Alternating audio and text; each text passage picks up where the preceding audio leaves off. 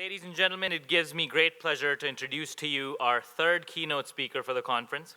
He has been a successful businessman as an entrepreneur with 4 high technology companies, one of which he took public with a market cap in excess of $400 million, as a corporate executive and also as a movie producer.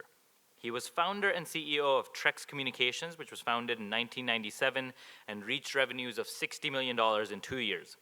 He was president of North American operations of Enron Corp. And grew revenues from $300 million in 1996 to $2 billion in 1997. He also founded Midcom Communications, which grew and culminated in a successful IPO in 1995. He also founded Ascent, the largest trade association for long-distance wireless communication industry with over 1,000 member companies. As CEO of Excalibur Pictures, he has produced 5 movies. He is currently on his 5th startup as chairman and CEO of Houdini Inc.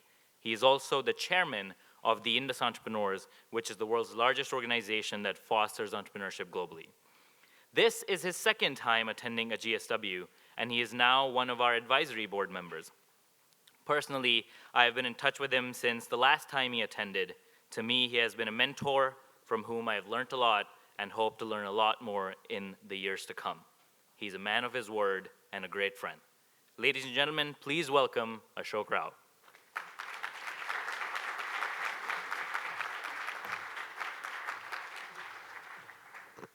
Thank you, Abhishek. Ladies and gentlemen, good morning. On behalf of TIE's 15,000 members in 61 cities and 18 countries, it is a real pleasure and privilege to be here in beautiful Tallinn. Cold, but beautiful Tallinn. I have to admit, being from warm and sunny Texas, yesterday's Old City tour, I froze my fingernails off. But freezing my fingernails off and other parts of my anatomy was more than compensated by the warmth of the reception from all you folks from MIT and from Estonia. I'm honored to be here as part of MIT's Global Startup Workshop for the 2nd year in a row in Tallinn. Historic, but modern. It's a UNESCO World Heritage Site, but it's also listed as one of the top 10 digital cities of the world. Not bad, top 10 digital cities. And we heard from President Ilves yesterday that it's the #1 country in the entire world for internet freedom. And just so that we don't ignore the right brain for the left brain, it was also voted as the cultural capital of Europe in the year 2011, just a year and a half ago. But enough of the geography lessons. How about a history lesson? You know, tomorrow is a very important day for Estonia. We all know why? Well, tomorrow is the day that marks the longest stretch of independence in Estonia's history. Interesting piece of trivia, isn't it?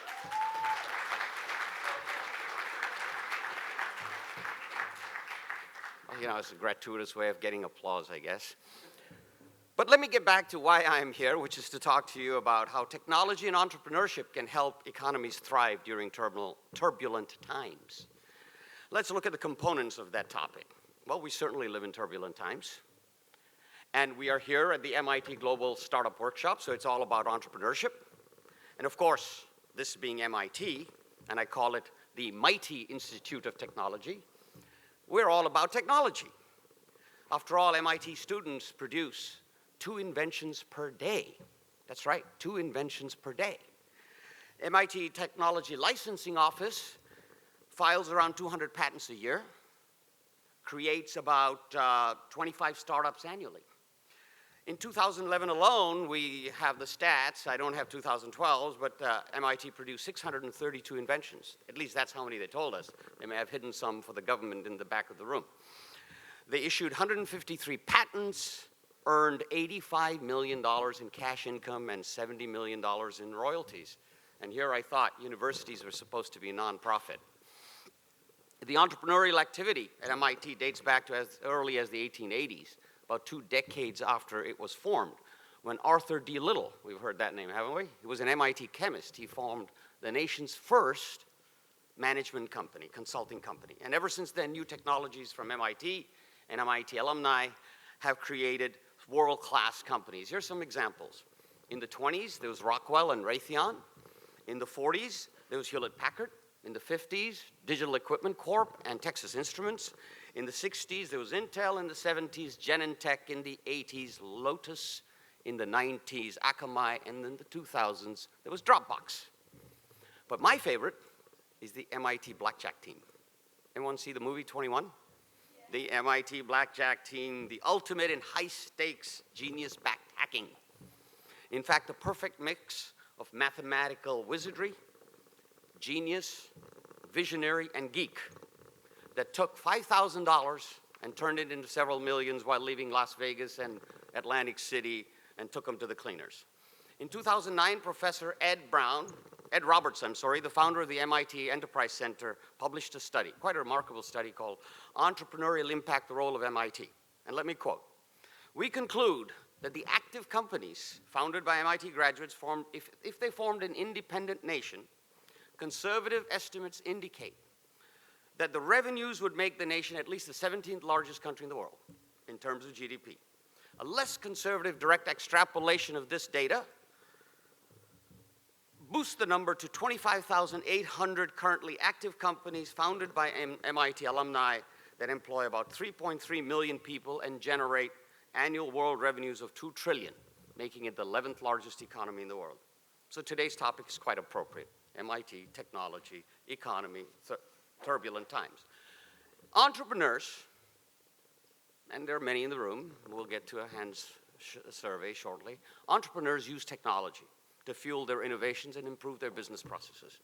This has been a fact of life over all time. Some of the most innovative, life-changing products have occurred during turbulent times. When you think about the Industrial Revolution, the microprocessor revolution, the information revolution, the biotech revolution, and the internet revolution, they've all been birthed during great turbulence. These life-changing technologies, products and services, well, they were created by entrepreneurs who saw opportunity during gloom and doom. They did not see the gloom and doom. The very birth of Silicon Valley, for instance, quintessential example of the spawning of an entire new entrepreneurial world, entrepreneurial universe during turbulent times soon after World War II. The term Silicon Valley today is used as a metonym for the high-tech sector of the United States, just as the term Hollywood is used as a metonym for the movie industry. And furthermore, I would submit to you that Silicon Valley, this phenomenon, is probably the world's greatest grand business experiment in the history of our planet, accounting for over 1/3 of the total venture capital invested in companies in the United States. As Gordon Moore, the co-founder of Intel, once said, when he was asked to talk about the genesis of Silicon Valley, he says, well, combine liberal amounts of technology, mix with entrepreneurs, capital, and sunshine, add one university, and stir vigorously. That's the recipe. Clearly, we are living in turbulent times today, not just in Estonia, not just in Europe, but all across the world.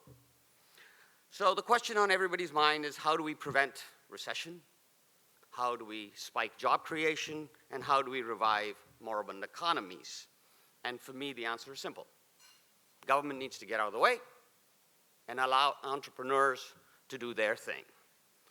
But more on that in just a little bit. First of all, I don't think we've done this, but I think Abhishek Bajpai and Sean Banford deserve a great big hand for this great conference. Come on, guys, let's give them a big hand. I'm told this is the largest gathering of entrepreneurs in Northern Europe in quite a while. Been a great conference yesterday, and we're going to do some serious conferencing for the next 2 days. So let me think, conference, a gathering of smart and important people who singly can do nothing, but together can decide nothing can be done. But I don't think that's what's happening here. This is not a gathering of people who do nothing. This is a gathering of students who do a lot, who do stuff, academics who do stuff, economists who do stuff, scientists who do stuff, politicians, well, maybe not the politicians. Thinkers, journalists, bureaucrats, all who do stuff, and of course, entrepreneurs. Entrepreneurs who start companies and live by Sir Richard Branson's mantra, screw it, let's do it. Quick show of hands, how many in this audience are entrepreneurs? How many are? That's a fantastic percentage. Sure beats Kunwal's 2%. And we'll get to that too. How many in this audience would like to be entrepreneurs? Well, most of you already are, so if you like to be, you're a small percentage. More important question. How many in this audience know how to spell entrepreneur? Very educated audience. Well, Estonia is the second most literate country in the world, I'm told. Funny word, this entrepreneur. It didn't exist in the English language 30 years ago. We stole it from the French. Even the French didn't have this word till about 125 years ago. It was coined from the French verb entreprendre, which means literally to undertake. And we, of course, the English language, stole it from the French and incorporated it into our lexicon. But unlike the word entrepreneur, the word technology is a very old one. It's not new. In fact, the root of the word technology means to shift or change, and was originally used in relation to changing nature. This man's desire to change nature rather than be controlled by it. Well, this idea of man changing nature was essential to the emergence of the autonomous self, and eventually to the very notion of the entrepreneur, because the entrepreneur is an autonomous self. But enough of the language lessons. Today, when we think of technology, we tend to jump to the conclusion that it's all about computers and software and web applications and smartphones. However, I'd like to remind everyone that entrepreneurs still view technology in whatever form as a means to an end, and not an end in and of itself. The very first life-changing technology was probably, want to take a guess? The wheel, I would think. These have been many more over the ages, some that have changed history and some that have not. Can you imagine what might have happened to the history of Europe if Napoleon, when presented with Robert Fulton's steamship technology, had not said before kicking him out of his office, "What, sir, you mean that by lighting a bonfire under the deck of my ship, you can make it sail faster and sail against the currents?" Well, I'm glad Napoleon did that, because if not, we'd all be speaking French today. Just think about it, the great technology inventions or innovations over the ages. And play along with me. I'm sure you have your list. This is mine. First, the wheel, the printing press, electricity, the telephone, the Reaper, Cyrus McCormick's Reaper, refrigeration, the automobile, the airplane, the microprocessor, and the internet. This is my list. You might have your own, but it's pretty close. So let's start with the word innovation, because we talk about innovation a lot. Technology, innovation, entrepreneurship. Very misunderstood word. At most technology conferences you go to, everything is innovative. After being to some of these myself, I've come away with the impression that according to these so-called experts, the hula hoop, the Cabbage Patch doll, the Rubik's Cube, all qualify. You remember those innovations, supposed? Have any of you done the hula hoop? Or even the pet rock qualify as an innovation in the same extent that which prehistoric man's invention of the wheel did, or Gutenberg's invention of the printing press did, or Cyrus McCormick's invention of the Reaper did, or the Wright brothers' flying machine did, or even Steve Jobs' creation of the iPod and iTunes. A failure to acknowledge this basic difference is in and of itself symptomatic of our confused obsession with innovation. We're obsessed with this word. We don't understand it. An unbiased look at innovation would contend that society views innovation in the same way biology views mutation. So let me try and define innovation in one sentence. It is the process by which an idea or an invention is converted into goods and services for which people will pay. So how does one go about innovating? So let me use a little story. Time for a story, I think, right? We're all getting sleepy out here. Two MIT PhD engineering students. This is about them. Let's say one's Abhishek and one's Charles. Well, they met on campus. And Charles says to Abhishek, "Hey, nice bike you got there, Abhishek. I didn't see you have it before." Well, Abhishek replies, "Well, I was walking the class the other day when this really gorgeous girl rides up to me on this bike, jumps off, takes off all her clothes, and says, 'Take anything you want.' So I took the bike." "Good thinking," says Charles. "Her clothes probably would not have fit." People laugh at the end of a joke and not at the start. Why? Because jokes make only sense in hindsight until we've heard the punchline. We have no context to start laughing at the start of a joke. But once we've heard the punchline, our mind works its way backwards, makes sense of it, and we laugh. Ditto with innovation. There is a famous quote. I forgot who said it. You know what they say about getting older? Memory is the second thing that goes. I forgot what the first was. However, back to the famous quote, innovation is an abstract concept. And an abstract concept remains abstract until the mind works its way backwards to make sense of it. So this ability to see value in hindsight is the crucial skill for an innovator. So new technologies catalyze these innovations.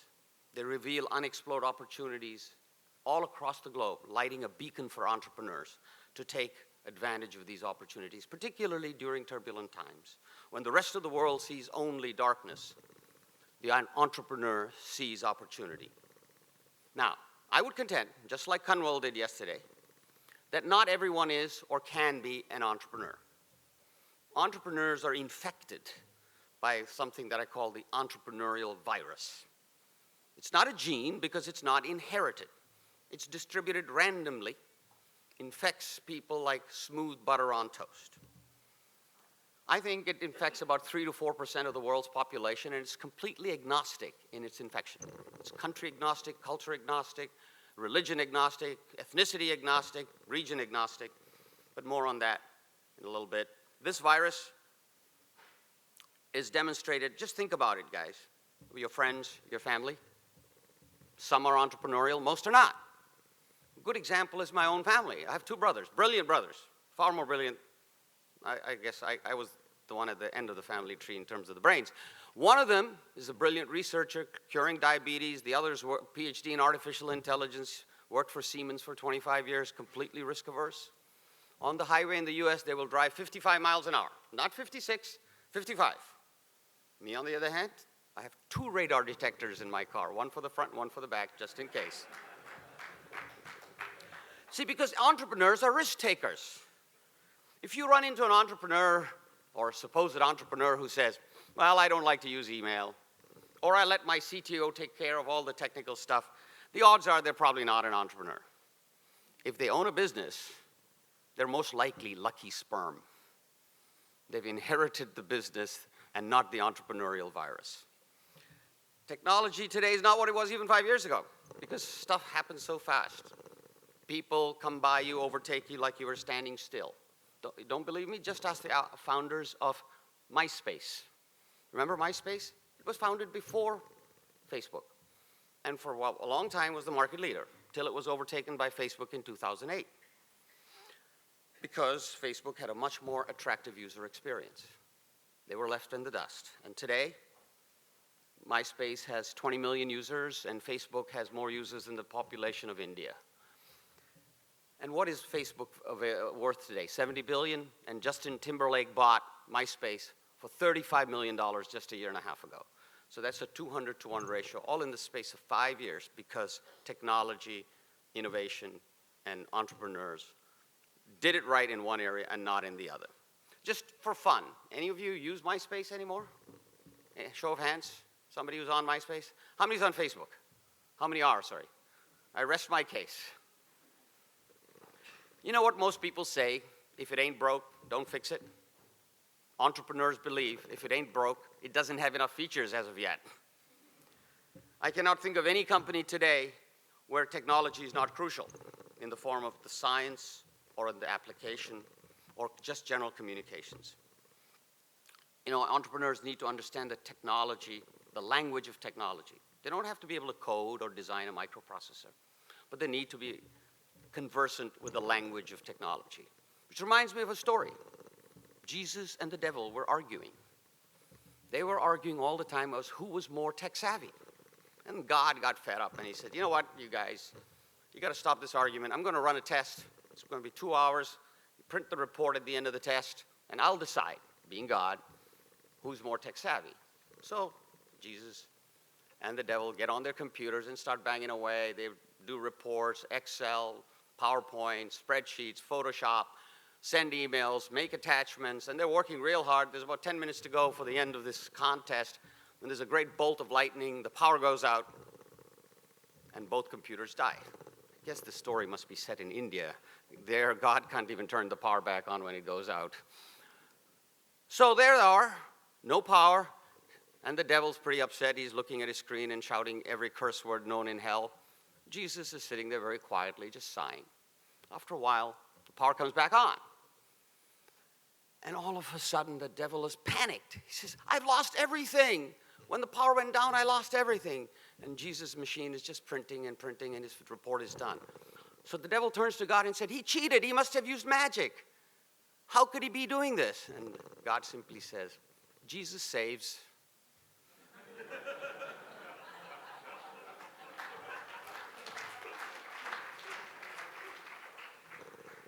So important to know your technology. So let's get back to why the level of entrepreneurial endeavor is different in different countries, different regions, different cultures, if I contend that it is a randomly spread virus that infects people equally everywhere. Well, the answer lies in three areas: the government institutions, the environment, which is the culture and traditions that centuries-old pressures have developed, and their access to scientific research and technology. These factors either let entrepreneurship thrive or do everything they can to squash and kill it. For entrepreneurs, as much as we'd like to deny it, institutions matter. It is government that creates these institutions, these public structures that support entrepreneurial endeavors. Government even defines what business is, and then uses their police and their court system to enforce these laws. Government even negotiates the trade agreements that allows you to sell outside the borders of your country and provides the infrastructure that is the soil and fertilizer in which companies can either thrive or wither and die. And most importantly, entrepreneurs and their investors need proper regular financial information, so they need regulatory bodies that can enforce these requirements. And after all, also entrepreneurs and their investors need to be able to exit. So there's little incentive for people to invest money, venture capitalists, angels, or other kinds of investors, if there's no opportunity to exit. And there is no real incentive for the entrepreneur to put in all his sweat equity if there is no opportunity to exit. So it's up to government to establish and regulate non-fraudulent, free market opportunities for IPOs, sales, mergers, and other forms of exit. For this, you require solid financial markets, reliable and open banking systems, and freely and honestly traded stock markets. And finally, entrepreneurs need the rule of law, because without the rule of law, you can't enforce financial covenants, contracts, protect intellectual property, and provide swift and efficient redress to fraudulent activities. But the real paradox is that while government is needed to set all this up, once it's done so, it needs to get the hell out of the way. Many countries across the world are saddled with arcane, mind-numbing regulations that prevent the operation of businesses. Additionally, the courts take too long to redress defaults and often are saddled with great corruption. Even the most developed of nations screw things up, making it difficult to register business, operate them, protect intellectual property, and get past stupid regulations.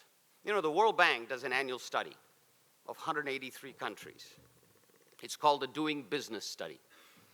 It ranks countries from 1 to 183 in all kinds of categories, like registering property, protecting intellectual property, getting electricity, getting bankruptcies resolved. There's a whole bunch of factors they use to determine which country from 1 to 183 is the easiest to do business in, i.e., entrepreneur-friendly. In its 2012 report, France ranked 149th, yes, 149th, in its ability to protect investors, and 79th in the difficulty of registering property. France ranked 29th overall, but that's because it had a more efficient court system and less corrupt than most of the other 183 countries.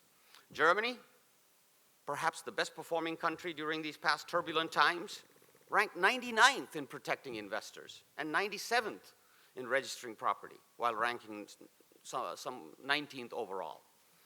India, second only to China in growth over the last decade or two, ranked 132nd in the world. due to almost all the problems we talked about. So really, when you think about it, India is succeeding in spite of its corrupt and self-serving government, not because of it. The United States, on the other hand, ranked 4th overall. Not bad. Would have ranked higher, but for its corporate income tax system that's very complex and arcane. How about Estonia? All curious where that ranks? Ranks 21st. Not bad. 21st in the world for ease of doing business. Would have ranked higher, but apparently its court systems are not very efficient, according to the World Bank survey. But while government and these institutions and all these rankings are very important in being able to encourage entrepreneurial activity, the other factor that truly impacts entrepreneurial activity is culture, traditions, and centuries-old pressures. Anyone want to take a guess at which the #1 country was in this survey? Singapore. Singapore is ranked as the most entrepreneur-friendly country in the world. But why is it not the most entrepreneurial country in the world? The Singapore government is doing all it can to promote entrepreneurship, but it's the centuries-old pressure, culture, and traditions that force young people into safe and stable careers and away from taking risk because of the stigma associated with failure. Western European and Asian societies have a way of suppressing entrepreneurial desire, don't they? Sound familiar to all of you? Working for a big stable company like Swedbank or Siemens or Singapore Telecom or even the government is celebrated. And working for oneself, one does as a last resort. This culture of excoriating failure instead of celebrating it inhibits risk-taking and forces young people away from starting their own businesses. And instead, they go on to join government or big companies. And if these young people are those that are infected by that entrepreneurial virus, they end up spending their lives living like caged animals. So let's face it, over history, whenever the world has been in trouble, it's been the entrepreneur that's come to the rescue. This has been the indisputable case over history. Just think about after the US Civil War in the middle 19th century. It was entrepreneurs, legends we make movies about, that sparked the Industrial Revolution. People like Thomas Edison, Alexander Graham Bell, Cyrus McCormick, Henry Ford, and the Wright brothers. They started small. They started in their garages and barns, every one of them, and built massive world-changing companies, all of them today members of the Dow 30 and Fortune 100. Similarly, after the end of World War II, when world economies were in complete doldrums, it was entrepreneurs, legends in their own time, that sparked the microprocessor and the internet revolution and pulled the world out of its doldrums.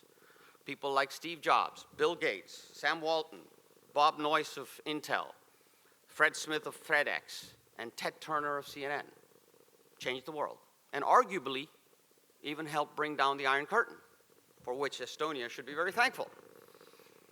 Again, in the 21st century, you have people like Mark Zuckerberg, Jack Dorsey, Sergey Brin, Larry Page, Elon Musk with Tesla, Chad Hurley with YouTube, and of course Drew Houston with Dropbox, who have changed the world, changed the way we live, and even helped depose dictators. So in closing, I would like to submit very respectfully to all the politicians, all the policymakers, all the bureaucrats all across the world, that instead of trying to force the economies to change with top-down, unwieldy programs and policies, all they have to do is to unleash their entrepreneurs, liberate them from their cages, and allow their ideas, vision, and dogged determination to get the world out of trouble again. Thank you very much.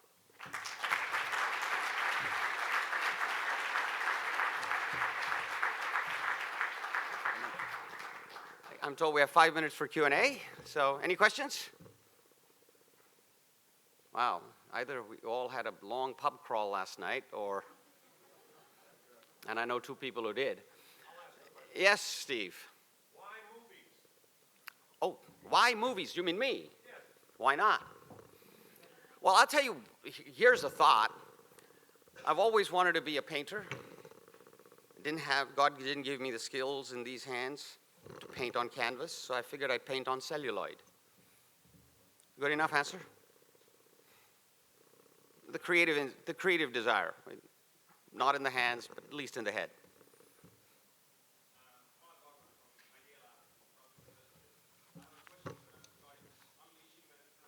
Mm-hmm.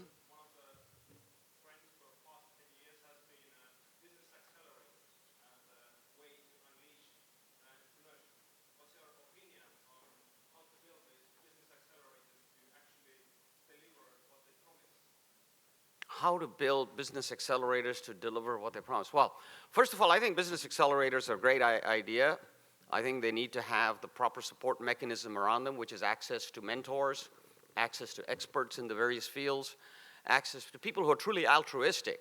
They're not in it just for themselves. Of course, they all might take a piece of the action. And also access to a network of potential investors, whether they be angels or venture capitalists. Without all of this coming together, just like Gordon Moore talked about Silicon Valley, stir vigorously, all those various components, accelerators don't work. Just giving somebody space and a computer and internet connection is not good enough.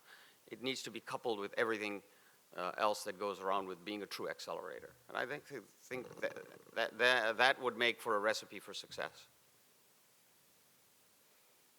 Yes?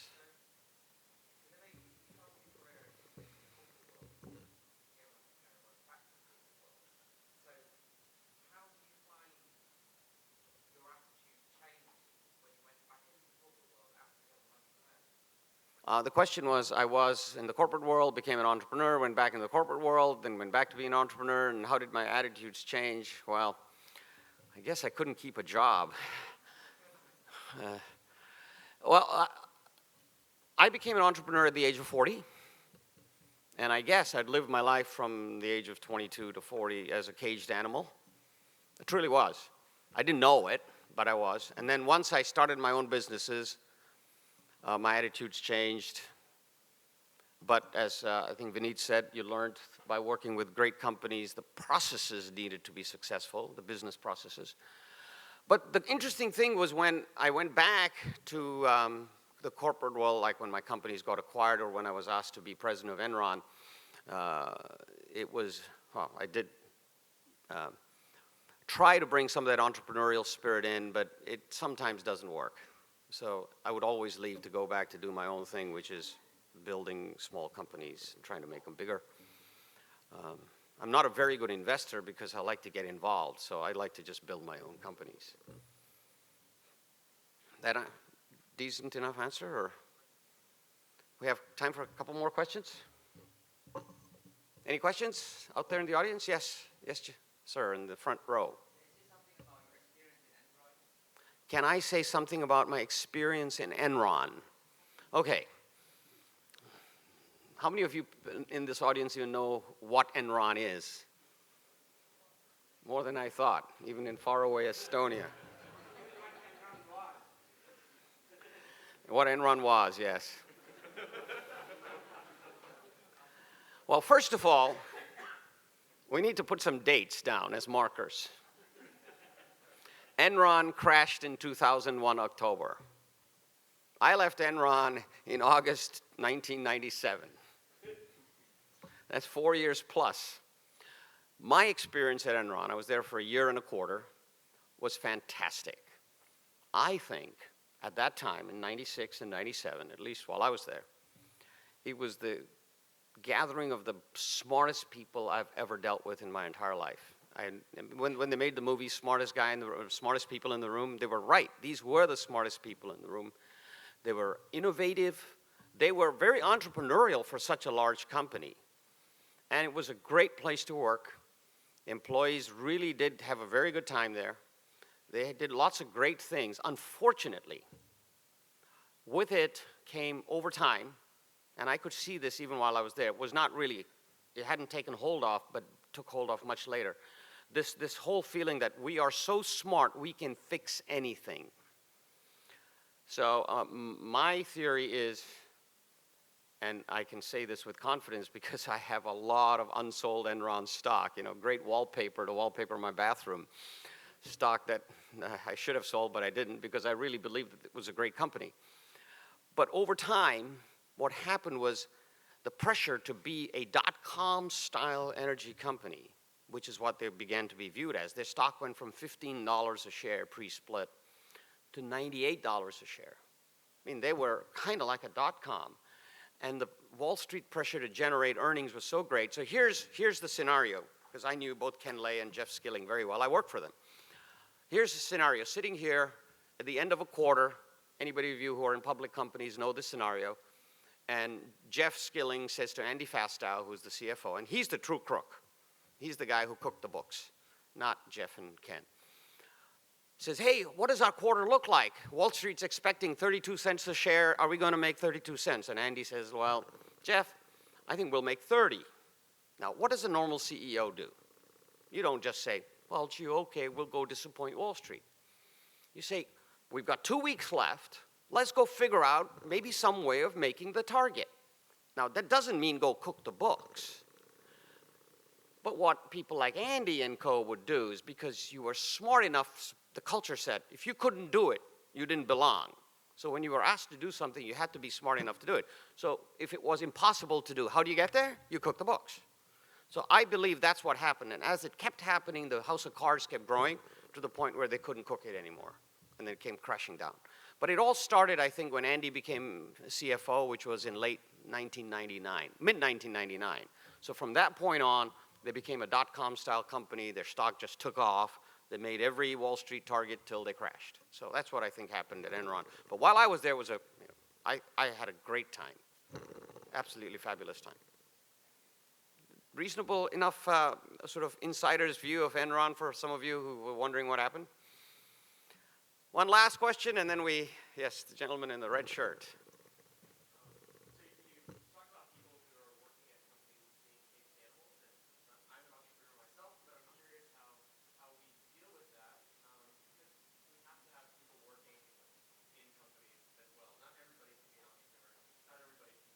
You just answered your own question.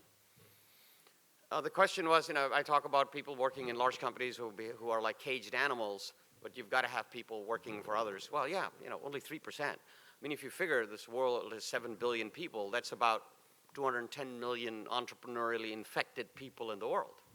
And I don't believe there are 210 million entrepreneurs in the world who are successful. So they have to have their other 6.8 billion people working for them. So, I mean, I think you answered your own question. They are. I was one. No, the people who are not entrepreneurially inclined are not caged animals. They're people who, I mean, you're an IRS auditor, because you love to audit.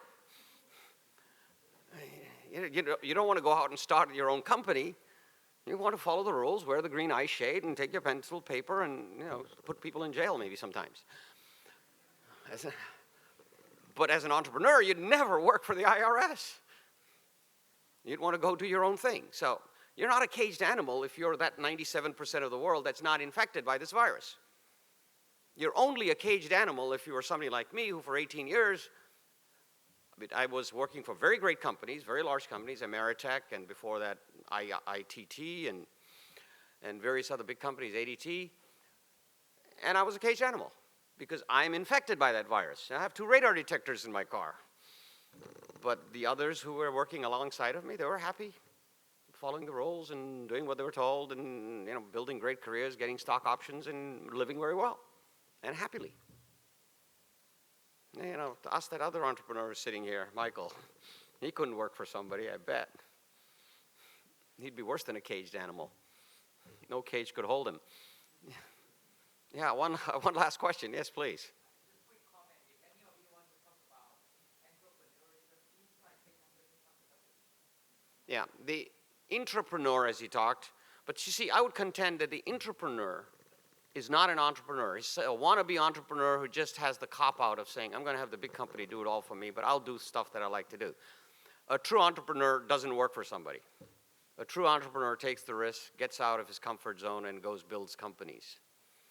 And the intrapreneur is the cop-out artist.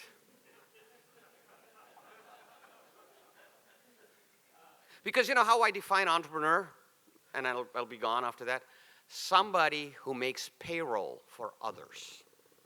The person who's responsible for making payroll for others is the entrepreneur. The terror of making payroll is the greatest terror, followed by the euphoria when you make it. when everybody's checks clear. Thank you all very much. Look forward to the rest of the conference.